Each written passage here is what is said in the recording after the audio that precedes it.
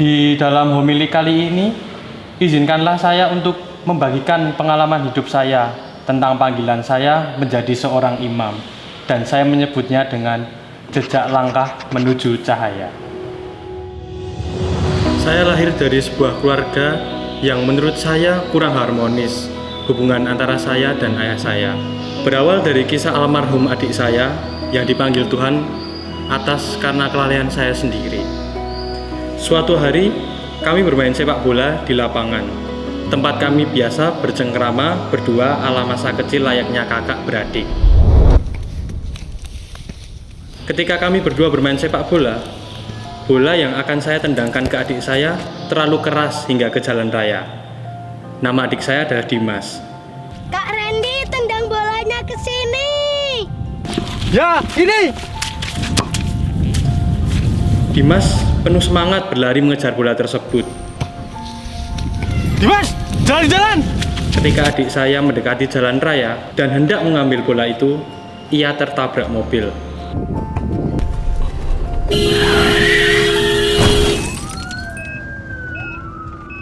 Adik saya Dimas dinyatakan meninggal dunia.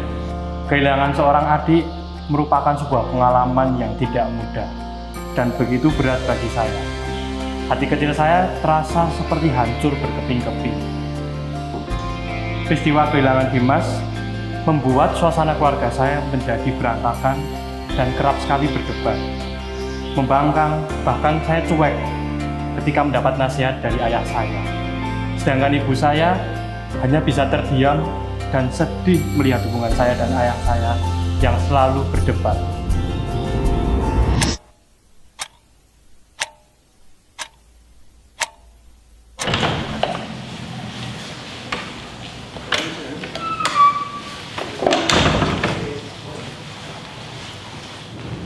Dari mana aja kamu? Jam segini baru pulang. Sekolah lah, ngapain lagi? Sekolah? Jam segini baru pulang? Mau jadi belandalan kamu? Iya, emang kenapa? Seminggu yang lalu adikmu mati gara-gara kamu. Mau jadi apa kamu? Ha? Sudah. Anak gak tahu diri. Sudah. Ketika saya SMP, saya menjadi sering bolos sekolah. Sekolah saya tidak menjadi karuan dan berulang kali mendapatkan teguran keras dari kepala sekolah. Hingga puncaknya, saya dipanggil oleh kepala sekolah.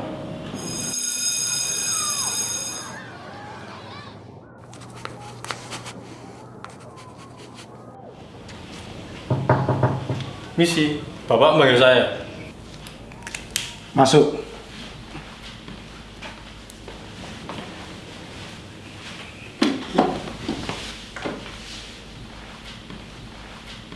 Randy, sampai kapan kamu mau terus seperti ini? Saya lihat catatan absensimu. Di sini kamu sering tidak masuk. Bahkan di sini ditulis kamu tidak masuk sekolah selama 14 hari. Melakukan perkelahian, ikut-ikutan tawuran, melakukan tindakan bullying terhadap adik kelas. Apa kamu mau hidupmu hancur?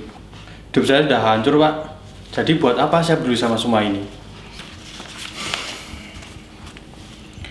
Baik, mulai besok kamu ikut kegiatan sosial di Panti Asuhan Santa Teresia. Di sana kamu akan belajar arti dari tanggung jawab dan kasih. Kamu sekarang kembali ke kelas. Kepala sekolah saya mengajak saya agar mengikutinya ke salah satu panti asuhan, yang mana suasana panti asuhan saat itu menjadi suasana yang asing bagi saya, karena katanya ia mau mengajari saya untuk belajar, untuk bertanggung jawab dan kasih. Mau tutup mata ya, perkenalan ini. Ya. Oke, begini. Perkenalkan nama saya Rosa. Ayo coba.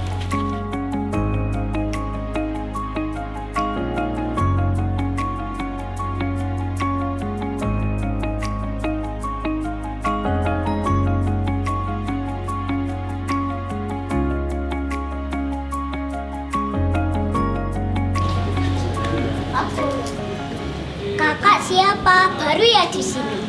Randy. Aku Dito, kalau besar nanti aku mau jadi imam kayak Romo Albertus.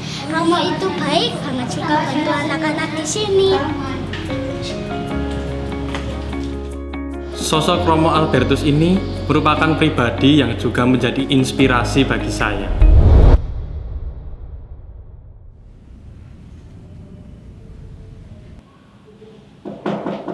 Misi Romo. Ya, Apakah saya boleh masuk? silahkan masuk.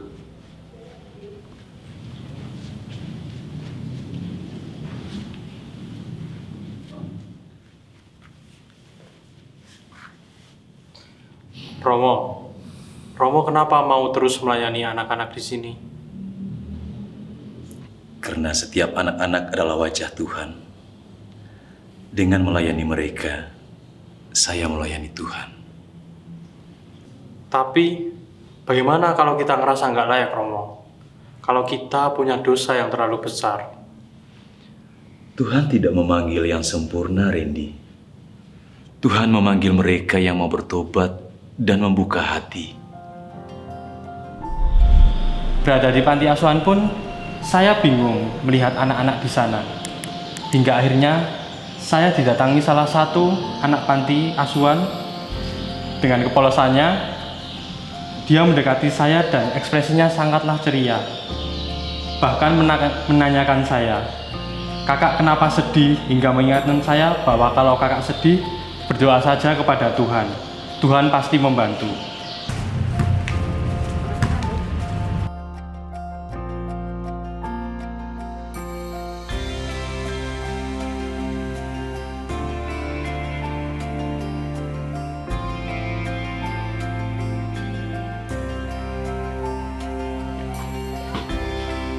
Kak Randy kenapa sedih? Gak apa-apa. Kalau sedih berdoa aja, Tuhan pasti dengerin kok.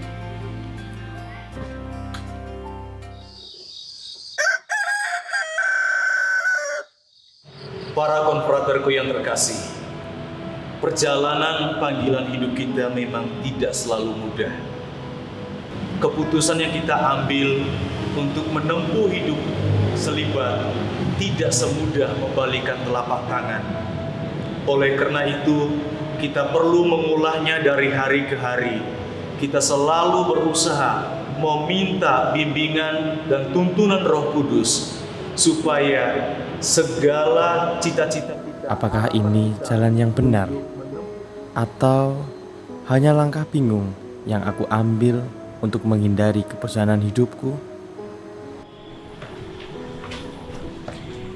Di tempat ini, kami belajar banyak hal, terutama tentang melayani. Dan kami tidak berdoa untuk diri sendiri, tetapi juga untuk orang lain. Aku nggak tahu bagaimana mereka itu bisa yakin dengan pilihan mereka.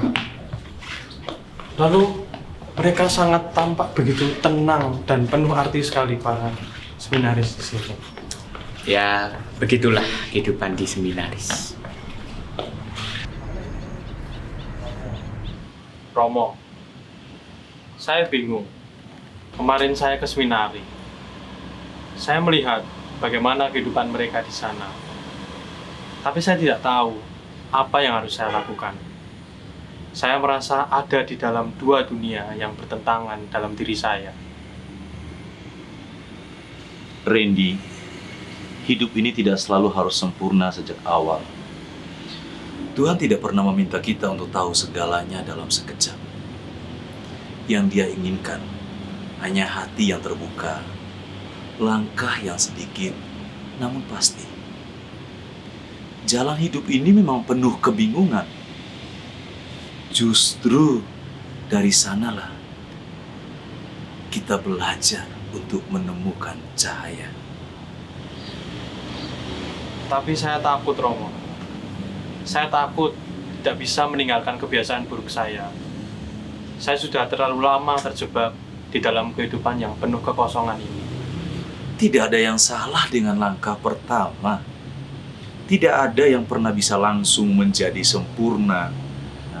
Yang penting adalah kamu mulai berjalan. Meski sedikit demi sedikit, Tuhan pasti menuntunmu. Ibu, bapak, dan saudara-saudari yang terkasih, pengalaman kehilangan adik tercinta saya, konflik bersama orang tua, catatan merah pada buku kesiswaan, hingga perjumpaan bersama Dito dan Romo Albertus menjadi bagian yang sangat penting dalam hidup saya. Semua kisah tersebut membuat saya kemudian tergerak dan berusaha mengubah alur kehidupan saya. Hingga suatu ketika dengan berat hati, penuh rasa keraguan, saya menemui orang tua saya dan menyampaikan keinginan saya untuk masuk seminari. Ayah saya sempat menolak dengan keras permintaan saya tersebut.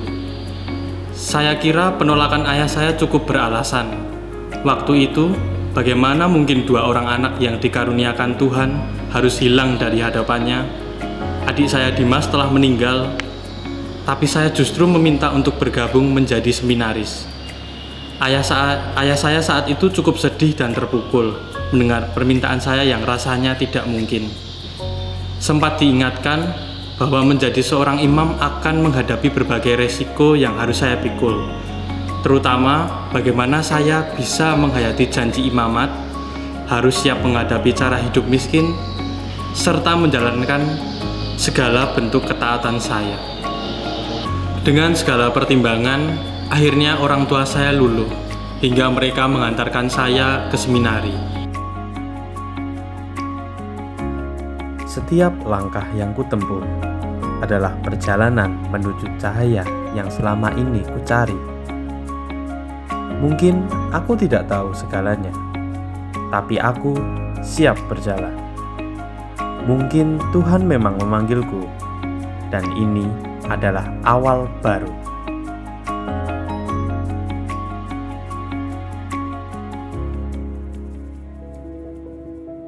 Di seminari, saya mulai mencoba meyakinkan diri, melawan segala ketakutan dan membungkam segala keraguan diri. Bapak, Ibu, dan saudara-saudari yang terkasih, hari ini saya berdiri di hadapan saudara-saudari sekalian dengan membawa sebuah bingkisan kisah kecil yang berjudul Jejak Langkah Menuju Cahaya.